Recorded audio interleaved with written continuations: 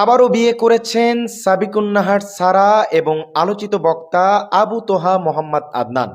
সাবিকুন নাহার সারার সাথে মোহতারাম আবু তাহা মোহাম্মদ আদনান এবং সাবিকুন নাহার সারার মধ্যে যে তালাক হয়েছিল সে তালাকটি হয়েছিল সাবিকুন নাহার মানে স্ত্রীর পক্ষ থেকে খোলা তালাক। অর্থাৎ এই তালাকের শরীয়ী বিধান হলো যে স্ত্রী যদি অন্য স্বামীর কাছে যেতে চায় সেক্ষেত্রে 3 মাস 13 দিনের যে ইদ্যত পালনের কথা শরীয়ী দৃষ্টিতে আছে সে সেটা পালন করে অন্য স্বামীর কাছে যেতে পারবে।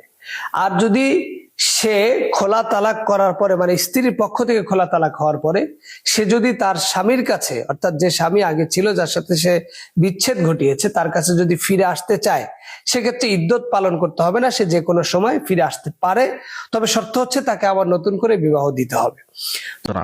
কিন্তু এই সম্পর্কে মুফতি হারুন ইজহার দামাত বারকাতুহুম তিনি একটি পোস্ট করেছেন এবং সেটি খুব সুন্দরভাবে, তাই চলুন বিভ্রান্তিমূলক তথ্য না ছড়িয়ে আমরা পোস্টে পড়ে আসি।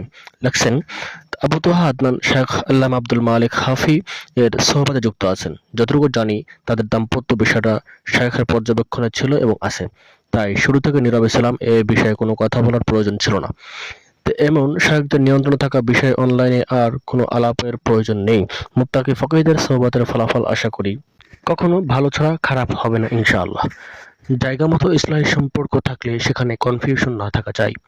অনলাইনে আমরাই বাড়াবাড়ি করে কাউকে তার তাকওয়ার লেভেল থেকে অনেক ঊর্ধ্বে উঠাই, আবার অনলাইনের প্রচারণায় আমরাই তাকে তার তাকওয়ার লেভেল থেকে অনেক নিচে নামিয়ে ফেলি। আরো বলেছেন, আল্লাহ তাআলা আবু তোহা আদনানের দ্বীনে ফেরার দীর্ঘ জার্নিতে নানা ত্রুটিগুলো অতিক্রম করে তাকে একজন মুত্তাকি আপসহীন দায়ী হিসেবে কবুল করুন, আমিন। এই জন্য তারা মুরব্বীদের শানে আছে। আর তাছাড়া তালাকের বিভিন্ন প্রকার রয়েছে, আমরা অনেক সময় না জেনে সমালোচনা করি, যেমন তালাকে খলা রয়েছে, তালাকে রিজি রয়েছে। এই জন্য শুধু আমরা তালাক শব্দটা শুনে যে আবার ফিরিয়ে নিতে গেলে যে যে হিল্লা বিবাহ প্রয়োজন আছে, এগুলো আমরা অনেক সময় না জেনে অনেক মন্তব্য করি। আসলে সম্পূর্ণ আমাদের জানা প্রয়োজন, তারপর আমাদের মন্তব্য করা উচিত।